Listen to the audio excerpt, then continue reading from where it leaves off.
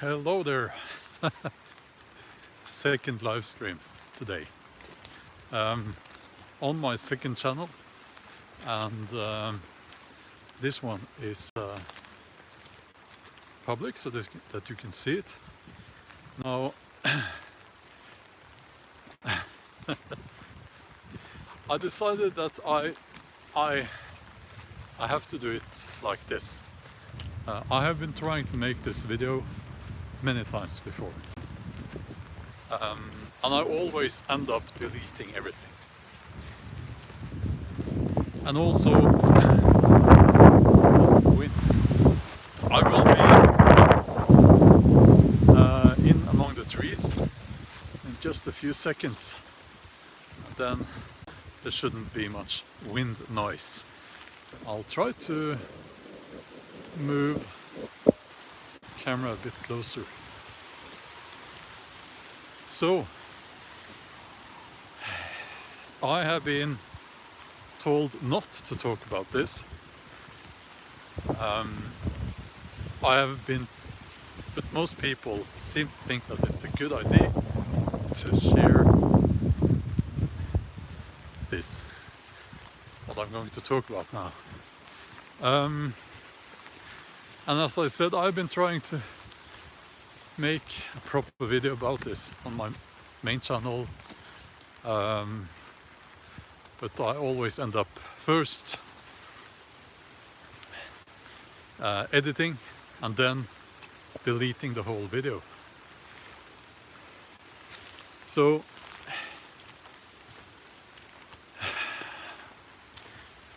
and I don't expect this to be interesting, to be of any interest for, you know, like many people.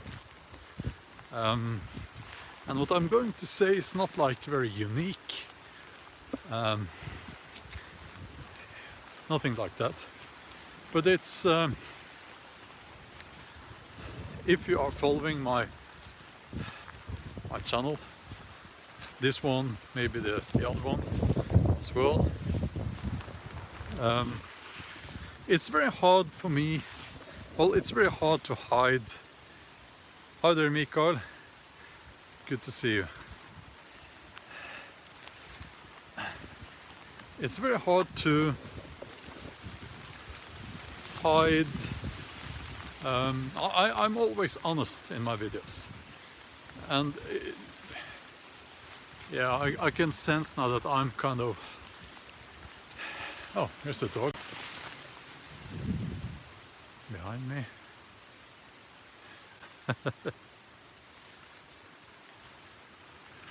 How you doing?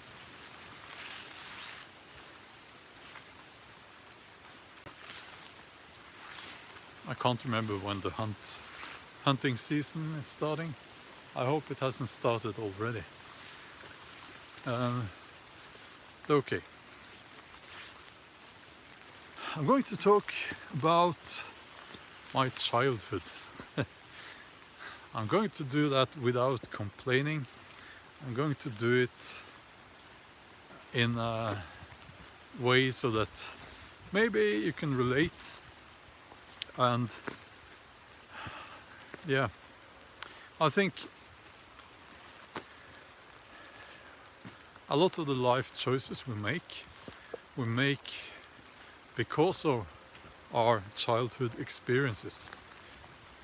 And for me, if I'm asked, did you have a happy childhood? I would say no. No, I didn't. And then I feel bad because there are lots of people who had it much worse. But I think isolation was, in the isolation that I was kind of isolated as a child, and that more than anything else maybe shaped my personality. Still a bit rain. So, okay, I can't remember much from the early years. I only have bad memories from the early years. I can remember scratching at the fence, like tearing in the fence. That was, now in Norway this was in the 70s, and it was very fashionable to put small children in, you know, the nursing homes, is that the word? Outside, like we didn't go inside, but Margaret Maloney, hello, how are you? You know, basically the idea was that the state should have an essential part of the upbringing of the kids. So it was a very socialist mindset, and also it was part of the women's liberation movement. So small children, being the burdens that they are, you know, they were put in away from all of the day, from early morning to the afternoon, and I've been told that I didn't do well in that setting. So so that was probably not very wise to keep going doing that, you know. I do remember my first school years, and I remember the isolation. I remember not really having friends, or I should skip the really not having friends. So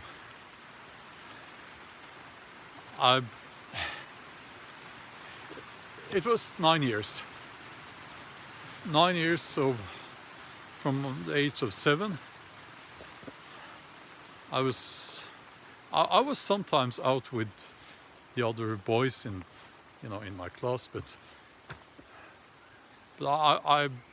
they didn't ask me to. It was like they didn't want me to be there. There was the physical bullying until I got bigger than them, so that I could hit back, which I did. So that's why, you know, when people say that, well, using physical force against bullying, that doesn't solve any problems. Well, I can tell you, it did solve a problem for me. So the physical bullying stopped, the isolation remained, and after a few years it kind of becomes a part of you. It becomes a part of you, and it shapes you. So now we're moving into the, you know, the teenage years, and what happened in the teenage years was that for me,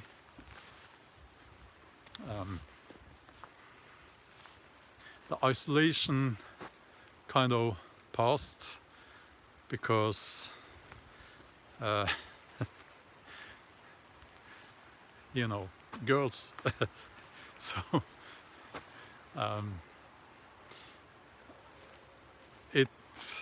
what happened was that suddenly there was like a 100% increase when it comes to people you could have social interaction with. And since I was isolated, well, you know, so you know, as a teenage boy, you like girls, you know. And that was something new, and it kind of got me out of the isolation in a way. Yeah, I was not like, you know, you have those guys who are always a new girlfriend every week. I was never like that, not at all. But it was nice to have someone to talk to, you know. because I didn't really have that for the first, like, for many years. So added to that, the fact that I was physically not, I couldn't run very fast because I have one leg shorter than the other. You can't see it really when I'm walking because I have a lift in one shoe, and but I mean, it was like, it was diagnosed with a phone book. Now, some of you won't even know what a phone book is, but it was back in the 80s, and you know, we had you would have a book with all the phone numbers in, all the phone numbers in Norway, and that was a thick book, and the doctor, he, you know, he tried to find the difference between my legs, the length of my legs, using pages in that book, which obviously was not the best way to do it, and I had a lot of pain because the lift in my shoe was not properly didn't have the proper thickness. Yes, Maria, you remember it. So this led me into, I mean, I grew up in a, if you were a cool kid, you were doing cross-country skiing, and basically cross-country skiing for some reason. And I had to do that as well. And also orienteering, I think it's called, which was actually great. I liked that, because then we would just vanish into the woods and appear a couple of hours later, you know. So so I was always, you know, in when you had in school, it was always football or soccer every time, and every time I was picked, you know, they would pick the teams, and I was chosen last every single time. So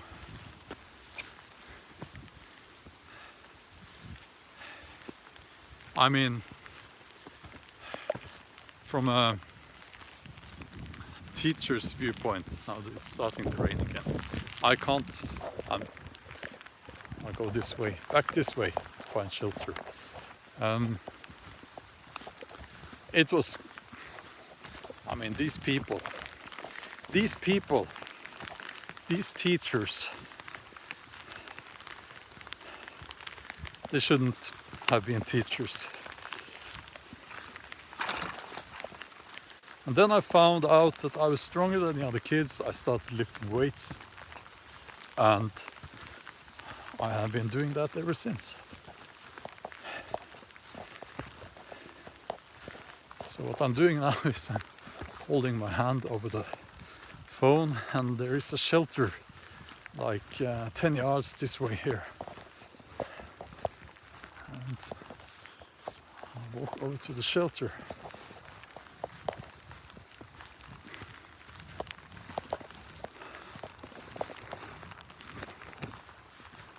The weather is a bit funny today.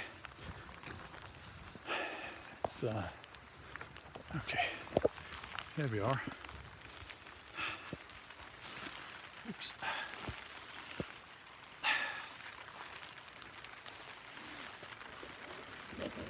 Let me just get the tripod.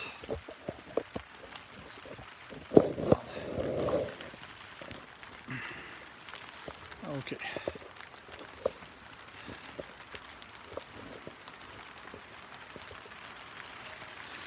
So just to conclude, I think that it was not the best childhood. My parents did, I think, what they thought was best. They had their own issues, which also I think was the part of the reason why the isolation. Um, and I think it was growing up like that was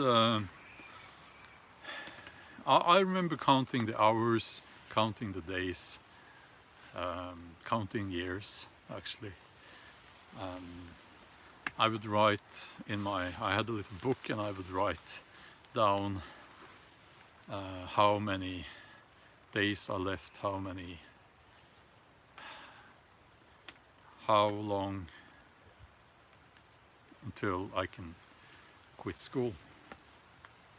So, which is ironic because I went on to study in university and so on, but that's different, and yeah, so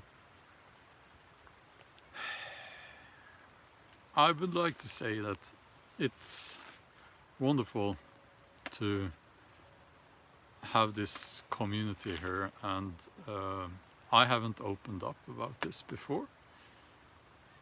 So, and as I said, I have tried to make this video before, but I always end up deleting it because it feels too private, it feels too, But here it's the live stream, so you have heard this now already. I feel relieved. Maybe I wouldn't have put this on my main channel, but it's now I have said it. And Daniel, yes, it's good to share. It is. Mikael says it sounds a lot like my own childhood. Yes, and as I said, I don't think I'm unique in that way. It's something, and Maria as well. It's something.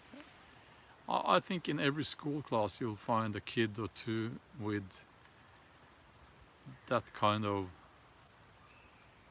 life. And I think we should, as grown-ups, we should try to, no kid should grow up, no child should have to grow up like that. Wind for the fire. Yes, Daniel, thank you. Thank you. So, my own kids are much more, I think they're doing much better than I did when I was a child. Less solitary and more beatings. I'm sorry to hear that. And I'm going to say something now that, don't get me wrong, but if I had, there was times when I would have taken a bit more beating in exchange for being included. Saying that, I know it's also a lie, because I think that was worse than the isolation actually. But for me it was, and as I said, I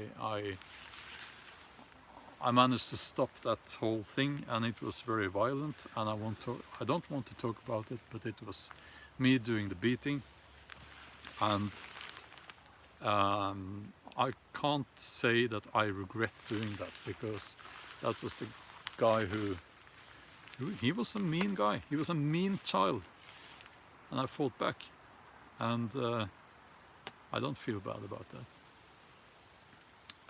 I don't regret it. But anyway, I think growing up now is in many ways, here, at least here where I live now, it's better. Hi there, Kane.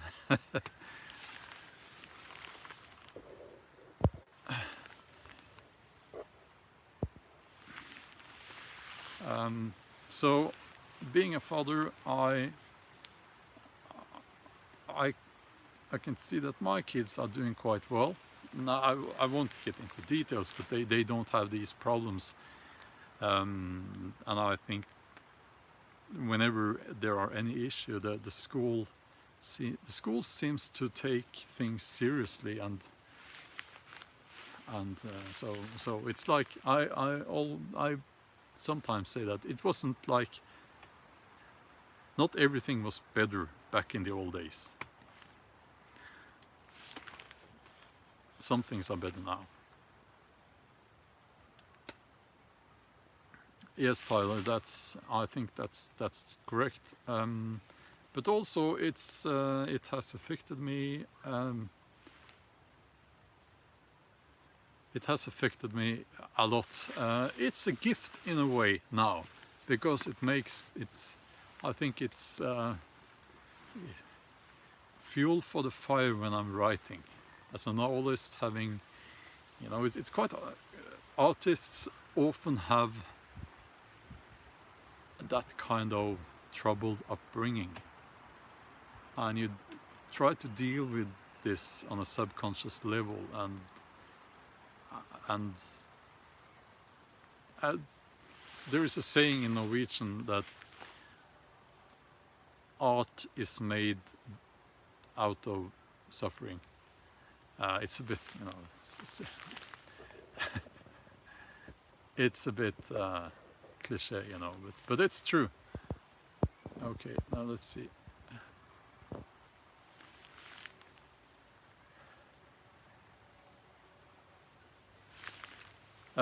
Yes, it's hard to not become your own parents in a way. Yeah. And also being able to help them through their dark times using the methods you've developed for yourself over the years. Yes, well, I'm still working on that.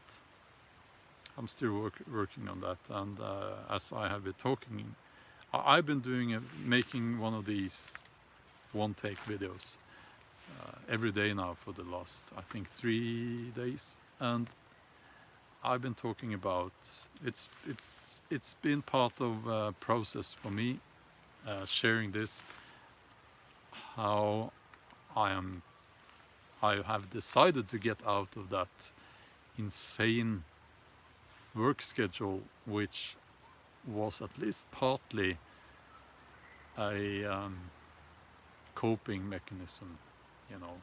If someone had presented that kind of life to me, I would have said, well, it's a coping mechanism. That's what it is, and not the best one, not the best one at all. So this is my first day. I'm being very honest now. This is my first day not looking at the emails, not looking at the manuscript, not doing anything like that, and it's the first day in a very long time. We're talking years, actually, and I have said I'm taking the day off.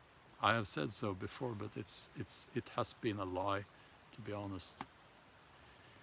It's been a lie, because then I was fooling myself, because I was up at like 4 in the morning, and then I was finished by 7 or 8, and then I said to myself, but now I have the day off. Yeah, I did, but I had already worked for. So I was lying in bed this morning, and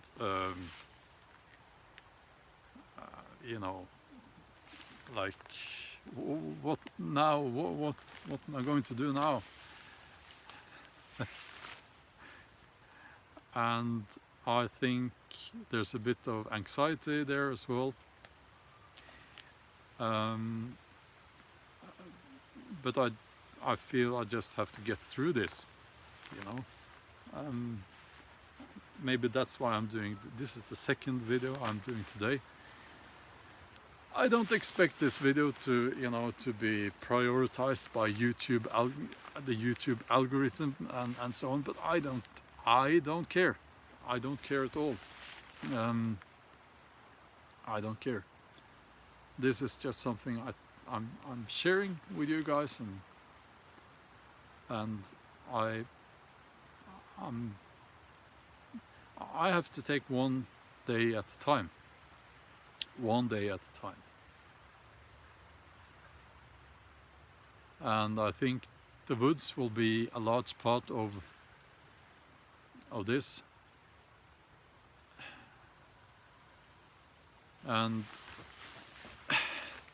because I know I can relax here. It's something different. But sometimes being out in the woods can actually make things worse. That does not mean it's the solution is to go back home. Things become much clearer here, and you can look at yourself, and you know that's not always pretty. That what you're seeing there, it's not always pretty. So as I said, I don't know if you, I think I said so in one of the other videos. I said my kids, and my daughter is 14 years old. My kids, I've been away, we have been away, and I said I had 1 week off with them, and that was a lie as well. Actually, I have, for 14 years I have not had any days off with my kids, and that's a bit extreme, I know. So we have been on vacation, not many, like one week a year we have been traveling somewhere else. But then I've always found, you know, like if there's a hotel, if we were staying at a hotel, I would get, you know, a separate room, and I would sit there in the early hours and write, and my mind would be somewhere else during the day, and I would be very tired, already from, you know, like 7 or 8 in the evening. So that's the truth, and that's not good, you know. It's a bit shameful, actually. I feel shameful about that.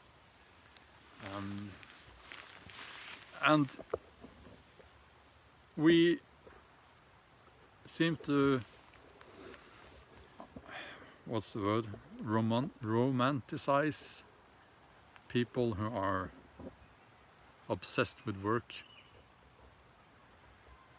But you know, there's nothing mystical about it. It's nothing fancy about it. Nothing. It's just it's a coping mechanism. I'm going to look at some of the comments. Okay. Tyler, thank you, Tyler.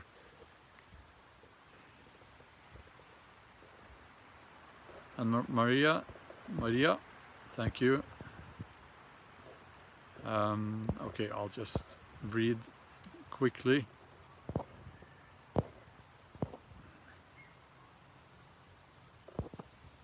Daniel, thank you. That's good for me to know.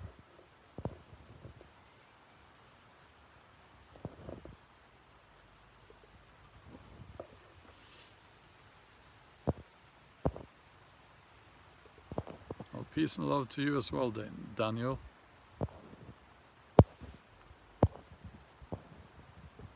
Oh, Wildwoods Island. I am saving your video, Wildwoods Island. It's I'm going to watch your video when I have you know, some time for myself back home. So check out that channel, everybody.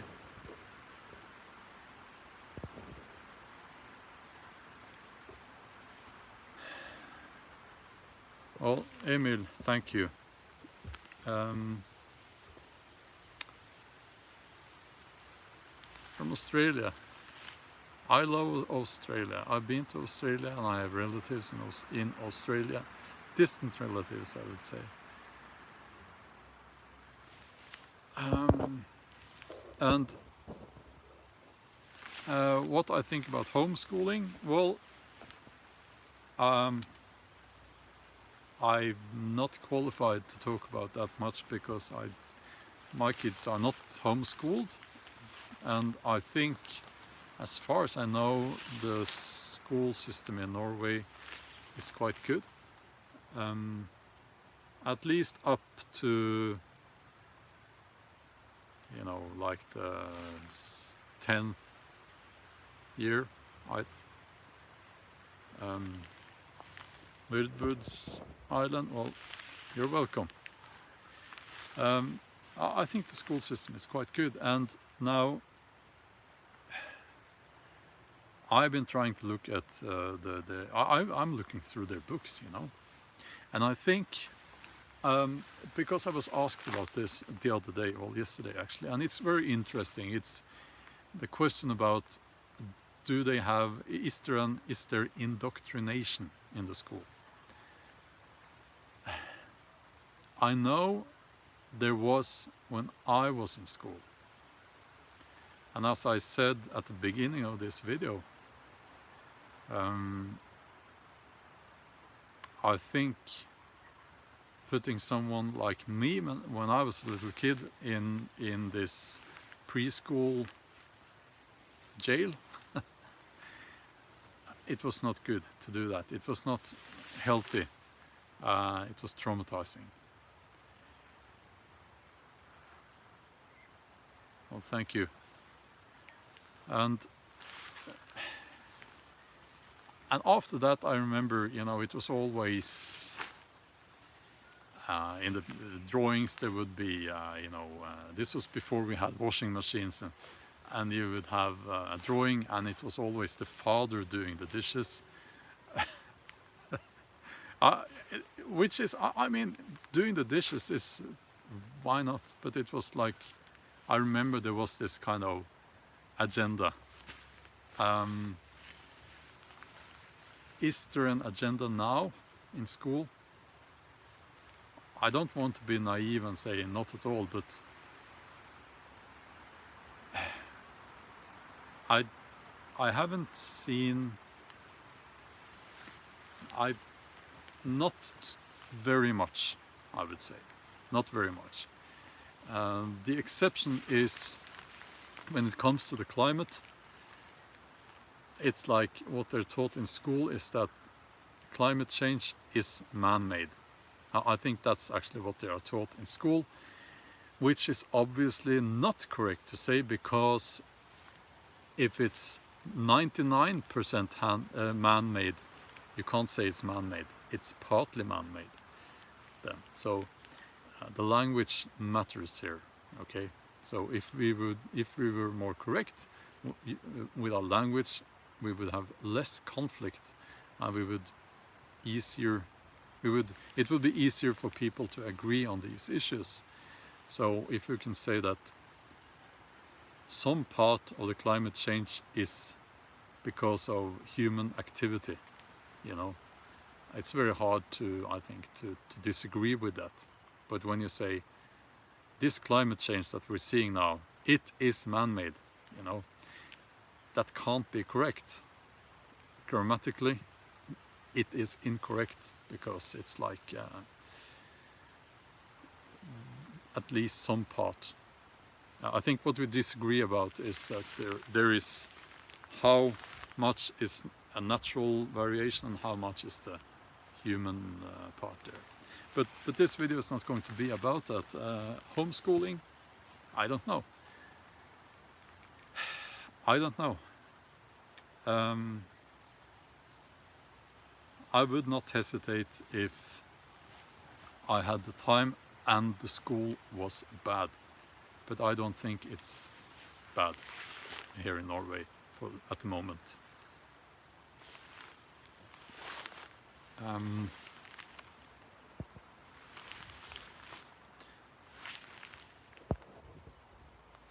You're welcome. Oh, thank you, Tom.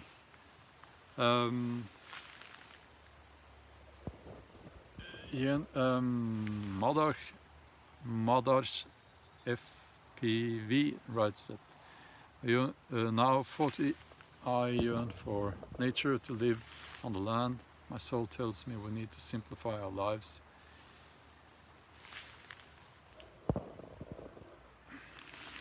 Yes, well, Gilbert 977, pay attention to what they're taught.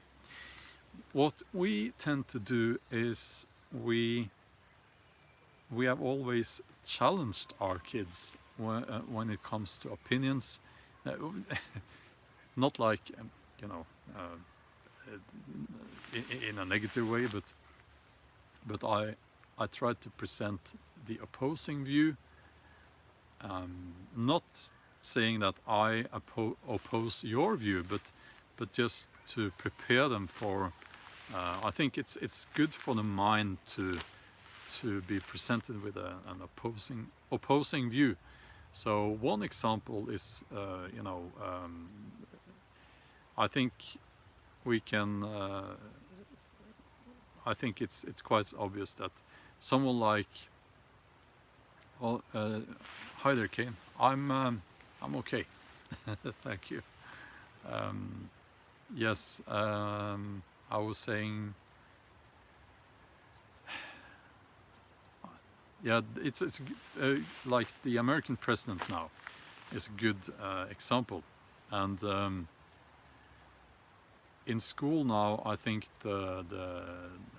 he's being presented as like some kind of devil, and no matter what you think about that figure there, it's very easy to find an opposing view, because the view that are presented, you know, in the old media and so on here in Norway, is that he is a very bad man. That's the only thing about him. So it's very easy to find things that, you know, say, well, he did this. Do you think that was bad, or do you disagree or agree? So it's a good exercise, and it's actually the perfect example of something that you can use to train the mind, because no man is only bad, only evil, you know, and no man is only good. So as with the climate and all that, the truth is somewhere in between, probably, and we need to keep that in mind, I think. So we talk a little bit about different stuff, and my kids are very intelligent. I think they are both more intelligent than I am, and so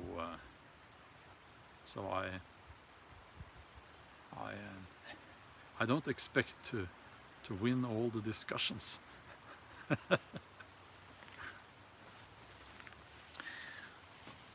Miguel Conti. Well, thank you. I'm glad to hear that. Okay, what I'm going to do now is I'm going to stand up because it's not raining. I feel much better. And did you know that, well, I have lots to talk about, actually. Lots. This is going to be a long live stream. I miss doing live streams. I used to do them on my main channel, but as that channel grew, it was hard to keep track with the comments, you know, on the live streams. So, did you know that the trees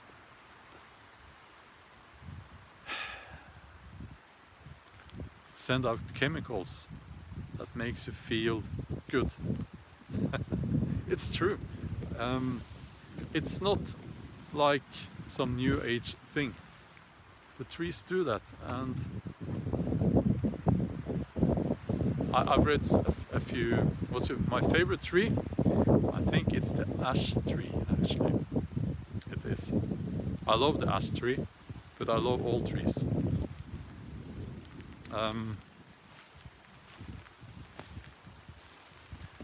So the trees, they send out chemicals that make you feel good. And now I've been sitting here for half an hour. The birch is also wonderful. I've been sitting here now for half an hour and I feel much better. Also from talking to you, of course. The only thing is that my cell phone battery is at 10% now. So, yeah. I'm going to get a gimbal for my cell phone. You know, I've been talking about not using... Oh, thank you, Kane. Thank you. It's very kind of you to say. I'm going to buy a gimbal and put my cell phone on the gimbal, and the gimbal I'm thinking of have a battery so that it will charge the phone as well. Now, sorry, I've been talking about not using the cell phone all the time. I still think that, but it's also very practical. The robin tree is also it's wonderful. We have some right behind me, I think.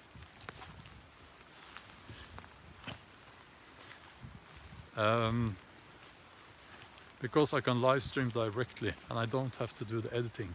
I love doing the editing, but not, you know, like all the time. So here's the robin behind me.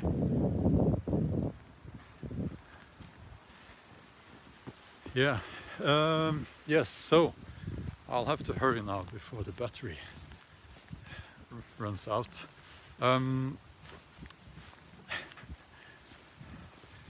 During the last few days now, in the process of finishing my book, I was so tired at, you know, when I still had a concept of night and day, I would collapse in the sofa and I would watch, and I'm a bit embarrassed to say this, but I would watch,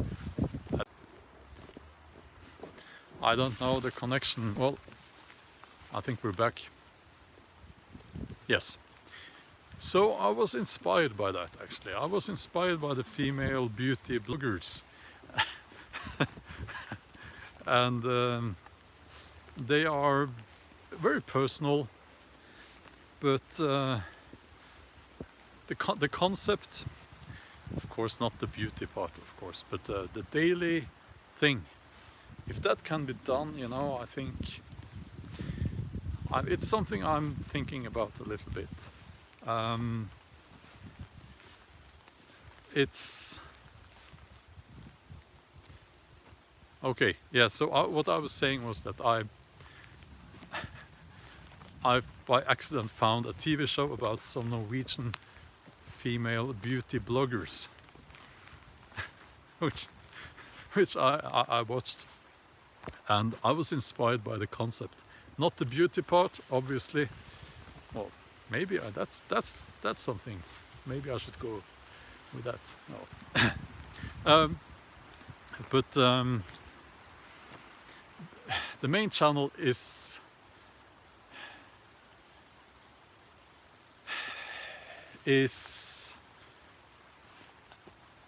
I must admit I'm very inspired by, you know, it's a large channel now, and you know, it's there are a lot of things I want to move on with, lots of projects, and yeah, what I'm trying to say is I would like to do this more, you know. I really enjoy making these videos, and I feel it's very good to have this second channel. It's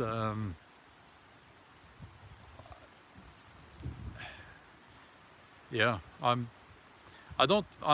I'm a bit lost for words now, because there are, I don't want to promise too much. I have done that previously, but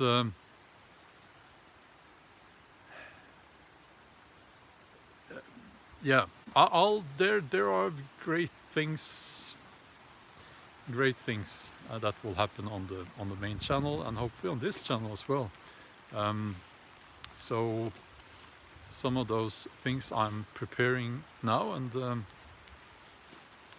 building a Viking house. I said it. Finally figured out how to do that without involving the government, the officials, and so on. You know, so it's going to be a movable structure. So, yeah. Because the problem was that if you build something, you know, if you build something that's like, you can build a Viking house. Now I'm saying it now. Okay, if you build a Viking house, if I built a Viking house here, I would first have to go through a process of, you know, several months, and applying for permission and so on. But if you can build something that is actually just standing on the ground and that can be taken apart, even if that takes a day, you avoid that, you know. So yeah, but anyway, I think I'll have to end this live stream. There might be another live stream coming up very soon, but the battery, I'll go back and order one of those gimbals with the charger. Okay, and thanks for joining. It was good to talk to you all. Thank you.